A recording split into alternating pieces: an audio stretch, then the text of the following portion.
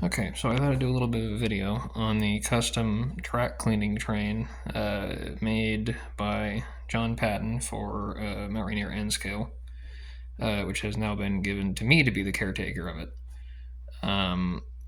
So I've been trying to figure out how it works over the last few hours and get everything running again, or running properly, that is. So let's start off with the vacuum car, and this is a heavily modified Tomix vacuum car that is very blurry. There we go. Aside from the Fred and the yellow flasher on top, both of which function, we have on the bottom here, you can see the inner axle on the rear truck has magnets on it. There's a little wire looped around there that's basically a sensor, or a makeshift sensor.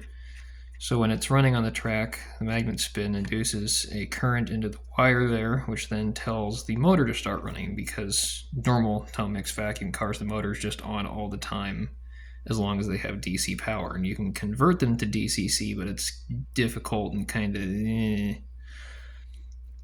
Anyway, so let's put this on the track the right way around. There we go. So, there we go. And you can see the Fred and the flash are working on top, but the motor for the vacuum isn't running. And if I start moving it, vacuum runs. Stop. And the vacuum stops.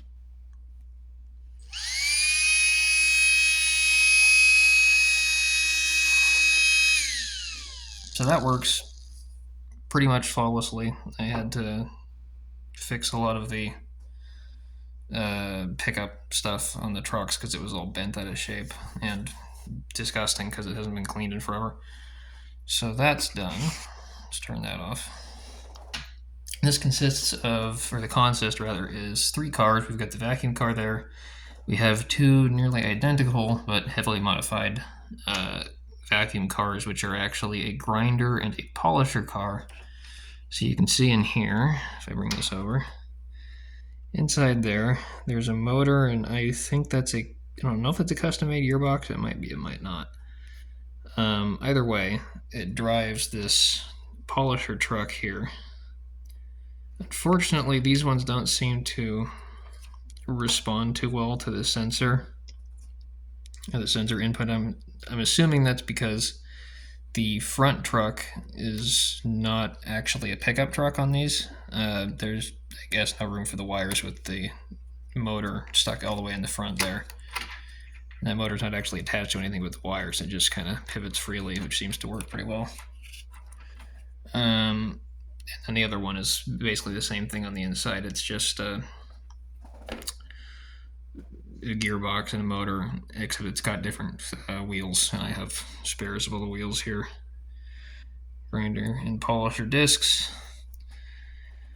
And you might be thinking, oh, all that's quite a lot of rolling resistance. And you'd be right, which is why we have this disgustingly large engine. And you'll notice that there are no traction tires on it. And I think, oh, it might still have a difficult time. Let's see if I can get the shell off here. Come on. There we go. Anyway, you can see why that's not the case. This engine weighs a whole pound. It has no problems with pickup. It has no problems with pulling.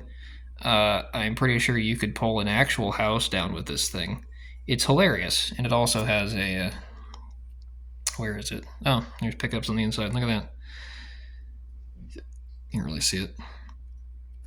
Basically, it's also got lights. I'll run that around the track. This thing runs perfectly. I'm not sure exactly which brand of locomotive this is. I believe it's a, what would it be, a UP DDA40X, I want to say. It's late. I don't know. Anyway. Now let's reverse.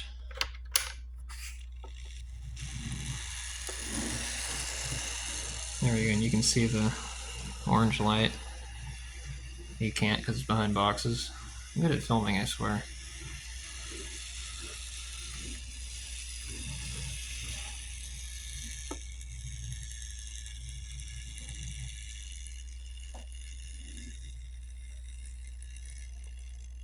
And it's a little bit loud, but the low speed creep on this thing is awesome for being as old as it is. I was told it's several decades old. That might be incorrect or an exaggeration. I don't know because I don't have a clue what it is.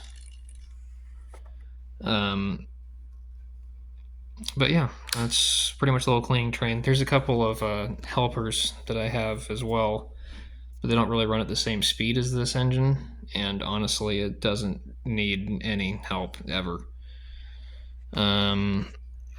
Yeah, that is the cleaning train.